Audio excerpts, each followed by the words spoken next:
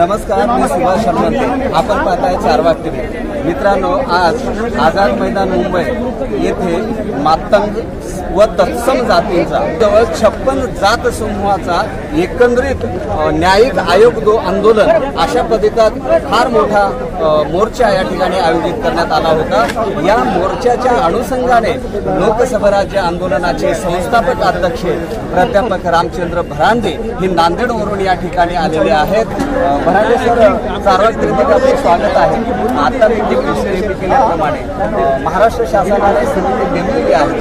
समिती नेमली असताना सुद्धा आपण न्यायिक आयोग मागता, याच्या मागचं काय तर्क आहे, आपण काय सांगू शकता? अनुसूचित जाती आरक्षणामध्ये वर्गीकरण करण्यात या अनुषंगाने लढले गेले. तसाच त्याचा परिणाम लहुजी साळे अभ्यास आयोग आपण अहवाल अभ्यास आज 2003 ते 2021 वर्षाच्या काळामध्ये या आयोगाची काही अंमलबजावणी होणं अपेक्षित आहे. आज या अनुषंगानं अनुसूचित जाती आरक्षणामध्ये वर्गीकरण होऊ शकते आणि तसा अधिकार राज्याला आहे अशा प्रकारचा निर्णय 1 ऑगस्ट रोजी माननीय सर्वोच्च न्यायालयाच्या मुख्य न्यायमूर्ती चंद्रचूड साहेबांच्या 7 सदस्यीय त्या घटनापीठाने या बाबतीत एक सकारात्मक क्रांतिकारी निर्णय दिला. आणि जेव्हा अशा प्रकारचा क्रांतिकारी निर्णय आला, राज्य सरकारला अधिकार आहे होऊ शकते. या अनुषंगानं या सरकारच्या कुठल्याही सरकारच्या या अनुसूचित जाती आरक्षणामध्ये वर्गीकरण करण्यासाठी जे काही वस्तुनिष्ठ अभ्यास लागतो तो अभ्यास करण्याच्या अनुषंगाने न्यायमूर्तीच्या अध्यक्षतेखाली तसा स्थापन केल्याशिवाय तसा वस्तुनिष्ठ आणि अधिकृत अभ्यास होणार नाही ही गोष्ट अनिवार्य असल्याकारणामुळे आज लहुजी साळे अभ्यास करत असतात तेव्हा सरकारने समिती निर्माण केल्याच्या नंतरही ही समिती आणि तसा तो आयोग तत्कालीन याची उपयोगिता या संपलेली आहे असं वाटतं. आणि वेगळ्या पद्धतीनं अभ्यास करण्यासाठी आयोग स्थापन होणं आणि अभ्यास करणं खूप गरजेचं आहे. आणि म्हणून समाजातले जे काही बुद्धिजीवी आहेत त्यांनी सांगितल्याप्रमाणे या अनुषंगाने आयोगाच्या मोठ्या प्रमाणात मागणी होत आहे. गरज म्हणून याकडे आपण सगळ्यांनी बघावं असं आणि आयोगाची सरकारने तातडीनं स्थापना करावी, वेळ काढू नये. समिती स्थापनाच करायची गरज नव्हती. आयोग म्हणून होता लहुजी साळे या कुठलंही सरकार पाठीमागच्या सरकारच्या योजनांचं नाव बदलून ते सरकारला आमच्या सरकारला अशा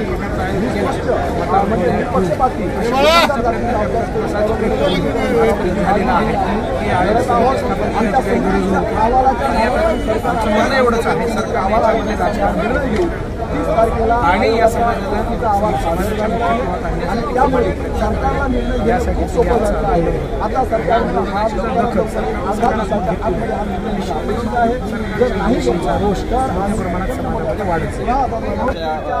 मागणी पूर्ण करण्यासाठी किंवा आरक्षणाचा जे मागणी मार्गी लावण्यासाठी न्यायिक आयोग स्थापन केला जातो. तसाच मातंग समाजा किंवा या तत्सम ज्या वंचित जाती यांच्यासाठी करावा.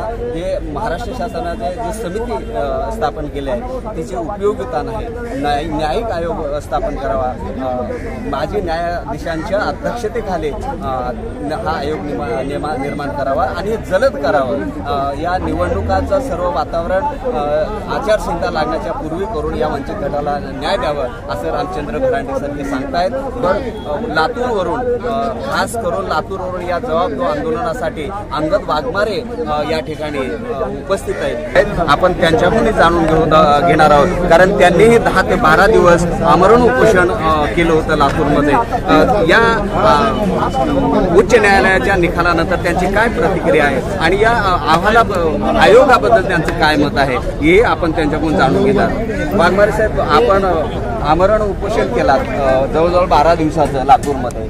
फार मोठं वातावरण निर्मिती झाली होती. आम्ही सगळ्या माध्यमात बघत होतो. जेव्हा 1 तारखेला हा निर्णय आला सर्वोच्च न्यायालयाचा, त्याकडे कसं पाहताय आणि हे आज हे आयोग जो आंदोलन आहे हे का तुम्हाला वाटतं? जसं माझा जो भरांडे सरांना प्रश्न होता तोच तुम्हाला आहे, याची गरज का वाटते?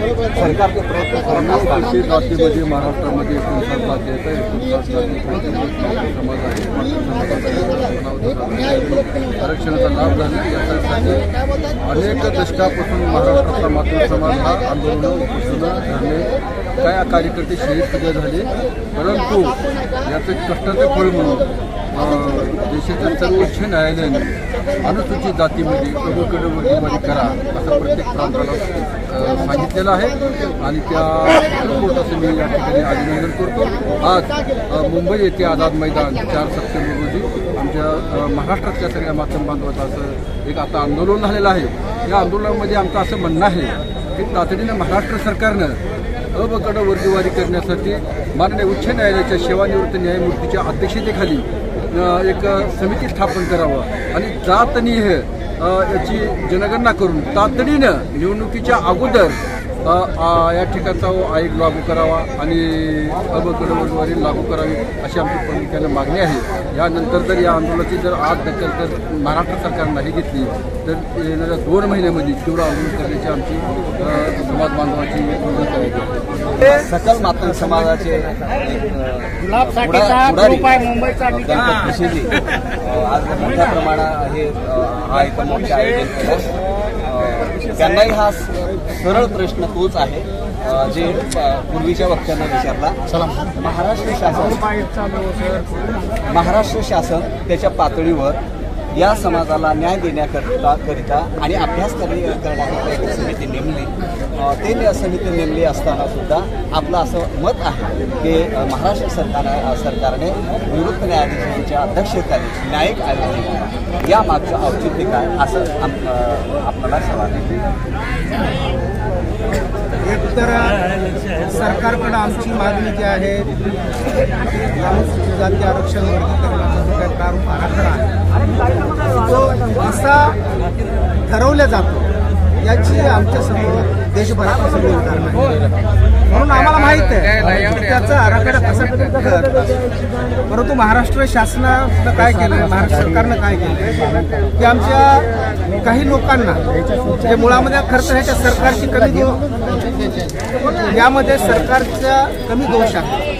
आमच्याच काही महत्त्वाकांक्षी लोकांनी ही समिती स्थापन करायला आणि त्यामार्फत 1 वर्षाचा काही वेळ आणि मग आम्ही सरकारला सांगायला आलो की तुम्ही तुमच्या सोबत असलेल्या तुमच्या पक्षाच्या लोकांना कॅबिनेट मंत्री करा, महामंडळ द्या, आमदारक्या द्या, खासदारक्या द्या, आम्हाला त्याच्याबद्दल काहीही विश्वास नाही.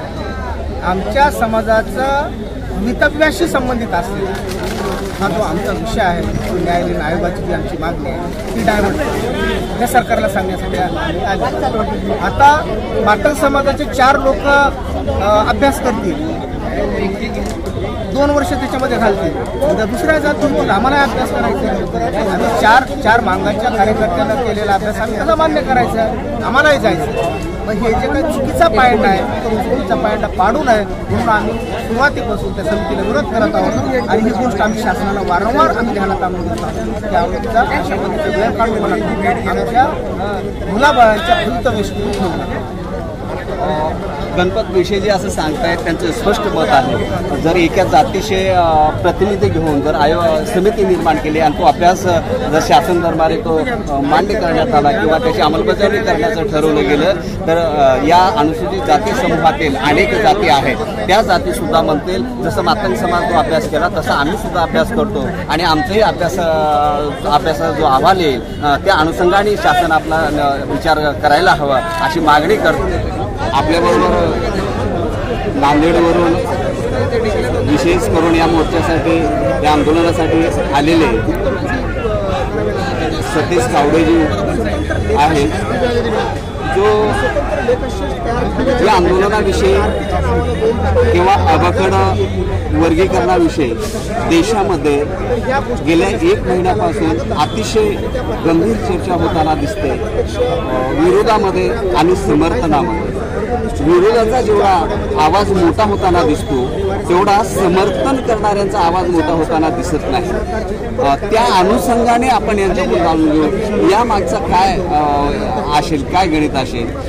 जो समाज गेल्या 50 वर्षापासून अनुसूचित जातीमध्ये वर्गीकरण मागतो, वेगळं आरक्षण जातीच्या संख्येप्रमाणे मागतो, जेव्हा देशाच्या सर्वोच्च न्यायालयाच्या माध्यमातून राज्याला अवकडे करण्याचा जो वर्गीकरण करण्याचा जो अधिकार आहे असा निर्णय दिला, त्या समर्थनात जेवढ्या मोठ्या प्रमाणे आवाज होता तेवढ्या मोठ्या प्रमाणे त्याचं समर्थन होताना दिसत नाही. याकडे तुम्ही कसं पाहता?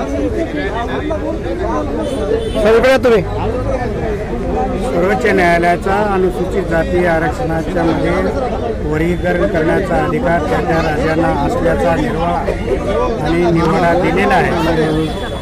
या सर्वोच्च न्यायालयाच्या या निर्णयाचं देशभरातून अतिशय मोठ्या प्रमाणामध्ये अभिनंदन होत आहे, त्याचं समर्थन केलं जात आहे. ज्या पद्धतीनं आपल्याला वाटते की या सुप्रीम कोर्टाच्या निर्णयाच्या विरोधातला मोठ्या प्रमाणावर विरोध केला जातो, ही जी संकल्पना ही चुकीची आहे.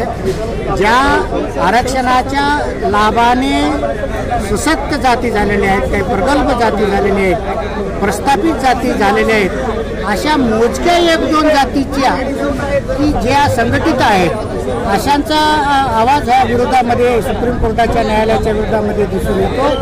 पण अनुसूचित जातीमध्ये जवळपास देश पातळीवरच्या 1200 जाती आहेत आणि महाराष्ट्रामध्ये 59 जाती आहेत.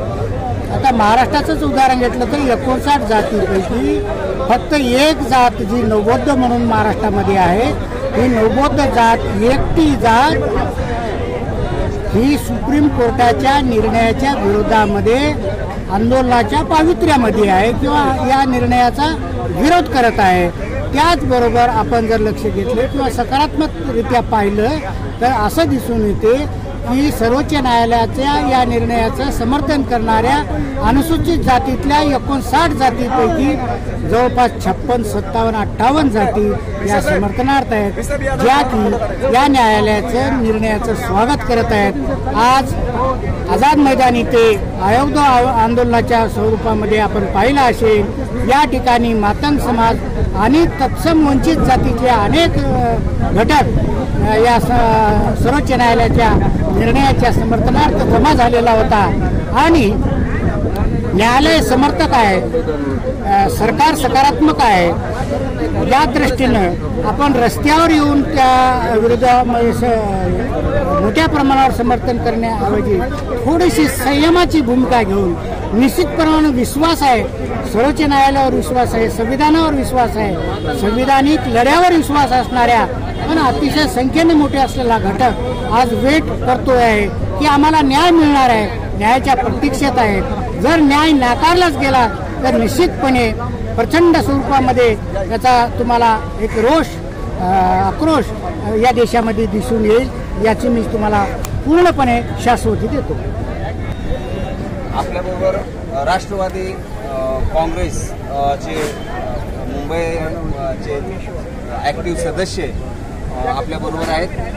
या वंचित घटकामध्ये एक विसंगती पाहायला मिळते, त्याबाबत आपलं काय मत आहे हे मला जाणून घ्यायचं आहे. एकीकडे या सकल मातंग समाजाच्या माध्यमातून प्रचंड प्रमाणे 2 आंदोलनं या आझाद मैदानामध्ये झाली, परंतु येणाऱ्या आता या आंदोलनामधून एक अशी भूमिका दिसून येते, त्याबद्दल काही सदस्य ही त्या जे महाराष्ट्र शासनाने समिती स्थापन केली त्यावर ठाम असलेले दिसतात आणि काही सदस्यांना असं वाटतं की महाराष्ट्र सरकारने जी समिती स्थापन केली आहे त्या माध्यमातून समाजाला योग्य न्याय मिळणार नाही. या अबकडाचा जो विषय आहे तो मार्गी लागणार नाही, तर त्याला निवृत्त न्यायाधीशाच्या अध्यक्षतेखाली ते सुद्धा अनुसूचित जाती विरहित न्यायाधीश असावेत, त्यांच्या अध्यक्षतेखाली हा न्यायिक आयोग स्थापन करावा आणि त्याच्या अभ्यासाच्या नंतर त्यांचा इम्पेरिकल काय डाटा येईल त्या आधारे लोकसंख्येच्या प्रमाणे हे अबकड वर्गीकरण देण्यात यावं. ह्यामध्ये जे थोडीशी गोंधळाची स्थिती तुम्हाला दिसते का? याविषयी तुमचं या विषयाकडे कसं बघताय? सर्वप्रथम चारवाक आपल्या न्यूजचं मी या ठिकाणी अभिनंदन व्यक्त करतो आणि आज सकल मातंग समाज समन्वय समितीच्या वतीनं या ठिकाणी आज आझाद मैदान मुंबई या ठिकाणी आंदोलन होत आहे. खऱ्या अर्थानं जर बघितलं तर या महाराष्ट्रामध्ये देशातील तर अनुसूचित जातीतील जमातीतील संख्या आहेतच, परंतु महाराष्ट्रातील ज्या जाती आहेत त्या जातीमध्ये 59 जाती असणाऱ्या ज्या काही जाती आहेत तर त्या जातीमध्ये ज्या आरक्षणाचा लाभ असेल किंवा आरक्षणाचा फायदा असेल तर ह्या सर्व समाजाला आणि सर्व जातींना व्हावा ही खरी मागणी, ही खरी त्या पाठीमागची भूमिका. त्या भूमिकेसंदर्भात त्या अनुसूचित जातीच्या संख्येनं असणारा मातंग समाज जरी त्याचं नेतृत्व करत असला तरी मातंग समाजाची ही भूमिका आहे की ही फक्त मातंग समाजापुरती मर्यादित नसता ही 59 जाती ज्या आहेत ह्या 59 जातीला तिच्या प्रमाणामध्ये त्यांना त्याचा तो वाटा आणि मोबदला मिळाला पाहिजे. आणि म्हणूनच याच्या अगोदर दवंडीसारखं आंदोलन असेल किंवा याच्या अगोदर या ठिकाणी जवाब जो आंदोलनासारखं आंदोलन घेतलं असेल तर ह्या वेगवेगळ्या आंदोलनाच्या माध्यमातून मातंग समाज ही सततची मागणी करत आहे की या अनुसूचित जातीला ज्या घटनेनं अधिकार दिलेला आहे किंवा आरक्षण दिलेलं आहे त्या आरक्षणाचा समान प्रमाणात असा हा वाटा मिळाला पाहिजे ही खऱ्या अर्थाने त्या पाठीमागची भूमिका आहे. मागे आपण जसं सांगितलं की या महाराष्ट्र शासनाने मागच्या 2 आंदोलनाच्या एक आउटपुट म्हणून 2 आंदोलनाच्या माध्यमातून महाराष्ट्र शासनाने एक समिती स्थापन केली. परंतु त्या समिती स्थापन करण्याच्या अगोदर सुद्धा ज्यावेळेस हे आंदोलन सुरू होते किंवा हे आंदोलन आम्ही सतत या ठिकाणी सर्व समन्वय घेत होते त्यावेळेस त्यांची तीच भूमिका होती की ही जी काही समजा वर्गवारी आहे ही वर्गवारी जोपर्यंत हिचा अभ्यास होणार नाही तोपर्यंत कोणत्या जातीला किती प्रमाणामध्ये आरक्षण द्यावं हे काही ठरणार नाही. आणि म्हणून शासनाच्या धोरणानुसार शासनाने ती समिती गठीत केली, परंतु समितीचा अहवाल असेल तो न्यायिक स्वरूपामध्ये किती टिकेल हे खऱ्या अर्थानं न्याय निवाड्यामध्ये किंवा संवैधानिक बाबीमध्ये जे उपयुक्त आहे की नाही. तर त्यामुळे आजचं हे आंदोलन जे आहे की समितीनं अहवाल दिला तो शासनानं तर त्याचा अभ्यास करावाच. समितीनं त्यांचं काम केलेलं आहे, समितीनं अहवाल दिलेला आहे, परंतु त्याच पद्धतीचा जो अहवाल आहे तो सर्वोच्च न्यायालयाचे जे न्यायाधीश आहेत निवृत्त न्यायाधीश त्यांच्या अध्यक्षतेखाली जर समिती तयार झाली तर खऱ्या अर्थानं ती समिती न्यायिक होईल आणि तिचा जो काही येणारा अहवाल आहे तो शासनाला ग्राह्य असणारा तो अहवाल असेल. त्यामुळे ही जी काय मागणी आहे ती खऱ्या अर्थानं ही संविधानिक मागणी आहे आणि संविधानिक मागणी शासनाला मार्गी लावावी यासाठी यामध्ये दत्ता आव्हाड यांनी एक महत्त्वाची भूमिका मांडली. ती भूमिका अशी आहे मातंग समाज जर या सर्व चळवळीचं नेतृत्व करत असला तरी वंचित घटकातील 56 जातीचं नेतृत्व करतो, त्यांच्या न्याय हक्कासाठी हा समाज लढतो. नेतृत्व जरी करत असला तर त्या संपूर्ण वंचित घटकांना न्याय मिळावी ही रास्त भूमिका मातंग समाजाची आहे अशी भूमिका त्यांनी या ठिकाणी मांडली. या आंदोलनाला सुरुवातीपासून सातत्याने पुढे घेऊन जाणारे रणधीर कांबळे आमच्याबरोबर आहेत. जबाबदी आंदोलन असेल, दवंडी आंदोलन असेल किंवा आजचं आयोग जो आंदोलन असेल या प्रत्येक आंदोलनामध्ये रणधीर कांबळे यांची भूमिका अतिशय महत्त्वाची राहिलेली आहे आणि त्या प्रत्येक जे शिष्टमंडळ असतं त्या शिष्टमंडळामध्ये ते स्वतः सहभागी असलेले असतात. या विषयाचा त्यांना चांगल्या पद्धतीचा अभ्यास झालेला आहे. हे सर्व असताना सुद्धा पुन्हा यांना हे आयोग दो आंदोलन असं आंदोलन करण्याची का गरज भासली. आणि याचबरोबर दुसरा प्रश्न असा असणार आहे कांबळेजी आपल्याला जे आपण 56 जातीचं 57 जातीचं नेतृत्व करता जसं मातंग समाज मोठ्या ताकदीने याच्यामध्ये इन्व्हॉल्व होतो या सहभागी असलेला दिसतो तसंच इतर जातीसुद्धा याच्यामध्ये सहभागी आहेत का किंवा नसतील ते करून घेण्याची काय तुमची भूमिका आहे, त्यांच्यासाठी काय कार्यक्रम असेल या दोन्ही प्रश्नाचं उत्तर तुम्ही द्यावा असं अपेक्षा.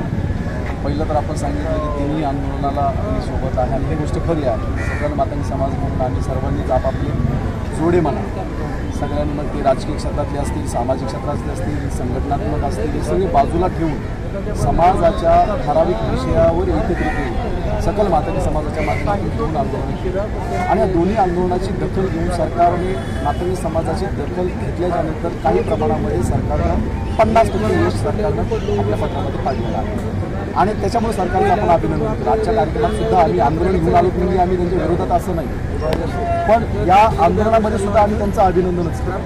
त्याचं कारण असं आहे की या सरकारने मातंग समाजाला बऱ्याच प्रमाणामध्ये जसं की दोन्ही आंदोलनाची दखल घेऊन या ठिकाणी त्यांनी भारतीतून आरटी निर्माण केली. हे धाडसी पाऊल त्यांनी हे शक्य वाटत नव्हतं, त्याच्यावर विश्वास बसत नव्हता. अनेक संघर्ष झाला याच्यामध्ये कारण तिथं शैक्षणिक क्षेत्रातलं जे तरुणांचं जे भविष्य होतं त्यामधून तरुणात असायचं, तिथं डावललं जायचं आणि वास्तव स्थिती आपल्या भारतीच्या अहवालातून समजून आलेली आहे. तर याच्या आक्रोश होता म्हणून त्या ठिकाणी भारतीतून आरटी निर्माण करून देताना सुद्धा त्यांनी एक धाडसी पाऊल घेतलं. त्यानंतर मातंग समाजाला पहिल्यांदा महाराष्ट्रामध्ये विधान परिषदेसारखं लोकप्रतिनिधी हे कधीही मिळालं नव्हतं. मातंग समाजाला आत्तापर्यंतच्या इतिहासामध्ये पहिल्यांदा दिलं, ते पण एका स्वच्छ चारित्र्याच्या युवा नेत्याला, ते अमित गोरे. त्याच्यामुळे हे 2 विषय झाले. त्याचबरोबर त्यांनी त्याच्यासोबत पुण्याचं लहुजी साळवे स्मारक आहे त्यासाठी त्याचं काम चालू झालेलं आहे. अण्णाभाऊ साठेंचं वाटेगावचं जे स्मारक आहे त्यासाठी सुद्धा 25 कोटीचा निधी त्यांनी दिला, हेही त्यांनी काम केलेलं आहे. त्याच्यानंतर आंतरराष्ट्रीय दर्जाचं स्मारक मुंबईमध्ये सुद्धा होण्यासाठी त्यांची प्रक्रिया चालू आहे. त्याच्यामुळं सरकार या सगळ्या प्रक्रियेमध्ये आम्हाला फटकतं आणि हिताचं दिसतं आहे की आत्तापर्यंत गेली अनेक वर्षे इथलच्या प्रस्थापित पुरोगामी महाराष्ट्रातल्या लोकांनी सुद्धा फक्त मतांचा वापर करून घेतला. मातंग समाजानं नेहमी या लोकांशी प्रामाणिक राहण्याचा त्यांच्या हिताचा कधी विचार केला आणि याची जाणीव करून देण्यासाठी म्हणून आमच्याकडे दुसरा पर्याय नव्हता आम्ही संघटित होण्याची. कारण आम्ही एकटे लढून बघितल्या चळवळी संघटना त्यांची अवस्था मरणावस्थेमध्ये गेली होती. गोखले साहेबांची चळवळ बघितली आपण सर्वांनी, ताकदीची चळवळ होती शेवटच्या टप्प्यामध्ये कशा पद्धतीने, त्यानंतर रावचंद्र भरांडेची चळवळ त्यांनी आपल्याला पाहिजे सामूहिक नेतृत्वातच येऊ शकतो, त्यांच्यावर आमचे इथं विचारमंथन झालं. त्या माध्यमातून आम्ही सगळे संघटित झालो. पण संघटित होत असताना आम्ही वेगवेगळ्या संघटना संपवा असा विषय नव्हता. तर त्या माध्यमातून समाजाचे ठराविक विषय घेऊन आपण लढलं पाहिजे या मतावर आमची एक आणि मग 3 विषय होते. त्यामध्ये प्रामुख्याने अबगड आरक्षण वर्गीकरण, दुसरा विषय होता लहुजी साळवे आयोगाच्या शिफारशी, अंश शिफारशींची अंमलबजावणी आणि तिसरा विषय होता तो आरटीचा विषय होता. या 3 विषयापैकी एक विषय आरटीचा या ठिकाणी निकाल. दुसरा विषय आमचा होता तो अंश शिफारशीचा, तो आज तागायत पूर्ण झाला नाही. त्याचं कारण काय, तर त्याला त्याला मंजुरी दिली. त्याच्यामुळे अनेक विभागामध्ये त्याचे GR न निघाल्यामुळे मातंग समाजाला 21 वर्ष झालं त्याचा कसलाही लाभ मिळाला नाही.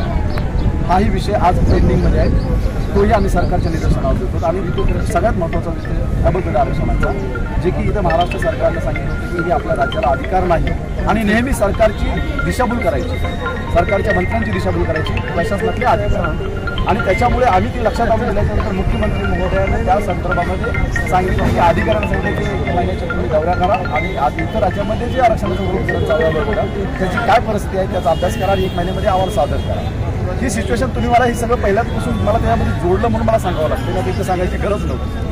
मुख्यमंत्री महोदयांनी 1 महिन्यात अहवाल सादर करायला सांगितल्यानंतर अधिकारी चुकीचं ब्रीफिंग करतात हे लक्षात आलं होतं आमच्या. मध्ये घेतला तर चांगलं दर्शन म्हणजे प्रेक्षकासाठी ते अगदी बरोबर. आता मी या मतावर याच्यावर येतो की समितीचा अहवालावर जर शेवटी सरकार न्यायिक आयोगच देणार असेल आणि समितीचा अहवाल हा जर न्यायिक प्रक्रियेमध्ये कुठेतरी अडचणीचा असणार असेल भविष्यात तर ते समाजाचं नुकसान होईल. याची भूमिका आमची होती की या ठिकाणी आपण न्यायिक आयोगच मागावा आणि त्यासाठी आम्ही आग्रही होतो की न्यायिक आयोग झाला पाहिजे. आणि म्हणून काही प्रमाणामध्ये जे समितीवर काम करतात ते थोडे दुखावले गेले होते, परंतु दुखावले गेले पण त्यांनीही न्यायिक आयोगाचीच मागणी केलेली आहे. त्याच्यामुळे शेवटी आम्ही न्यायिक आयोगावर सर्वजण एकत्रित झालो आहोत. पण सकलमध्ये आमच्यामध्ये कसलंही कुणाच्याबद्दल काही समज गैरसमज नाहीत, आम्ही सगळे एक आहोत. आता सरकारकडे समितीने अहवाल सादर केला, त्यांचं काम संपलं, आता सरकारचं काम चालू आहे. पण त्यांच्यावर रेटाचं तयार करण्यामध्ये आम्ही जर अपयशी झालो तर विरोधक म्हणून जे या ठिकाणी आरक्षण वर्गीकरणाच्या लढ्यामध्ये विरोधक म्हणून जे मोठ्या प्रमाणामध्ये पुढे येतात आणि हा समाज कुठे दिसत नाही अशी अवस्था जी दिसते, त्यासाठी आम्हाला सुद्धा रस्त्यावर उतरावंच लागणार आहे. कारण शेवटी आमच्याही मुलाबाळांचा भविष्याचा प्रश्न आहे.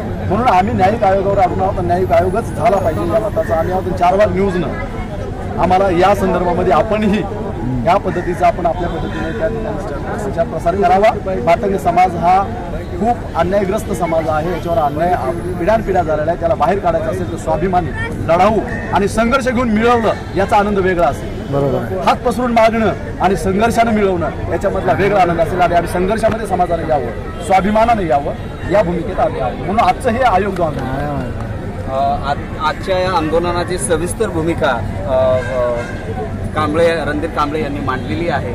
मित्रांनो, एक तुम्हाला लक्षात घ्या, ज्या समाजाचं उपद्रव्य मूल्य अधिक असतं त्या समाजाला लवकर न्याय मिळतो. हा शासन दरबारी आणि लोकशाहीच्या प्रणालीतला हा एक महत्त्वाचा टप्पा आहे. म्हणून येणाऱ्या काळामध्ये मातंग समाज किंवा वंचित जात समूह आहे कुण्या पद्धतीने भूमिका घेतो, देशाच्या सर्वोच्च न्यायालयाने जे सकारात्मक निर्णय दिलेला आहे त्याला किती सकारात्मक पद्धतीनं मांडण्याचा प्रयत्न करतो, त्यांच्या त्या भूमिकेवर, त्यांच्या त्या पुढील वाटचालीवर शासन पातळीवर निर्णय घेतला जाणार आहे. आता हा व्हिडिओ खूप मोठा झालेला आहे. माझी विशेष विनंती असेल, जवळजवळ अनुसूचित जाती जनजातीमधील सर्व वंचित घटकांसाठी या सर्व लोकांची तळमळ आहे. हा व्हिडिओ शेवटपर्यंत पहा आणि शक्यतो जास्तीत जास्त त्याला शेअर करा, लाईक करा आणि चॅनलला जर तुम्ही आतापर्यंत सबस्क्राईब केलं नसेल तर नक्की सबस्क्राईब करा. धन्यवाद. थांबा.